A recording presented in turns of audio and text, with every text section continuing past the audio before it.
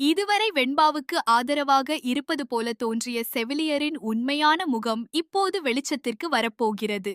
நல்ல மனசுக்காரர் என்று அனைவரும் நம்பிய அந்த நர்ஸ் பணத்துக்காக எந்த அளவுக்கும் செல்ல தயாராக இருக்கிறது அதிர்ச்சியை ஏற்படுத்துகிறது.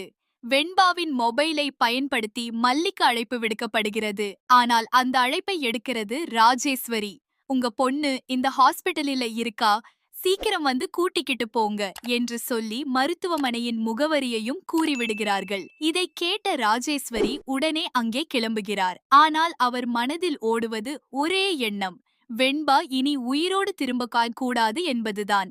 மருத்துவமனைக்கு வந்த ராஜேஸ்வரி செவிலியரிடம் பணத்தை காட்டி வெண்பாவை ரவுடிகளிடம் ஒப்படைக்கச் சொல்கிறார். ஆரம்பத்தில் மறுக்கும் செவிலியரிடம் உன் குழந்தையின் படிப்பு, உன் குடும்பம், உன் எதிர்காலம் என்று மனதை மாற்றும் வகையில் பேசுகிறார். இறுதியில் 5 லட்சம் ரூபாய்க்காக செவிலியரும் தனது மனித நேயத்தை மறந்து சம்மதிக்கிறார். இந்த உரையாடல் முழுவதையும் வெண்பா மறைந்து நின்று கேட்கிறாள். தன்னை காப்பாற்றுவார்கள் என்று நம்பியவர்களே துரோகம் செய்கிறார்கள் என்பதை உணர்ந்து கதறி அழுகிறாள்.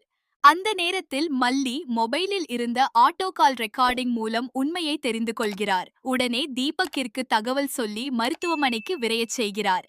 தீபக் அங்கு வந்ததை பார்த்த ராஜேஸ்வரி பதறி ரவுடிகளுக்கு தகவல் சொல்ல ஓடுகிறார். ஆனால் அவசரத்தில் கேபிளில் இடறி கீழே விழுந்து காயமடைகிறார். பிறருக்கு குழி தோண்ட நினைத்தவருக்கே அந்த குழி விழுகிறது என்ற நிலை உருவாகிறது. இதற்கிடையில் கதிரேசனுக்கும் எல்லா உண்மைகளும் தெரிய வருகிறது. என் பேத்திக்கு ஏதாவது ஆச்சுன்னா உன்னை விடமாட்டேன் என்று ராஜேஸ்வரியை கடுமையாக எச்சரிக்கிறார். மல்லி தனது உயிரை பணயம் வைத்து வெண்பாவை காப்பாற்ற போராடியதை நினைத்து அவர் மிகவும் உணர்ச்சிவசப்படுகிறார். மற்றொரு பக்கம் விஜய்க்கு மல்லியிடமிருந்து தொடர்ந்து அழைப்பு வந்தாலும் அவர் அதை எடுக்க மறுக்கிறார். ஆனால் சில நிமிடங்களில் வெண்பாவை நேரில் பார்த்ததும் எல்லா கோபமும் கரைந்து விடுகிறது. ஓடிச் சென்று மகளை கட்டிப்பிடித்து கண்கலங்குகிறார். அந்த தருணம் அனைவரின் மனதையும் நெகிழ வைக்கிறது. இனி ராஜேஸ்வரியின் திட்டம் முறியடிக்கப்படுமா?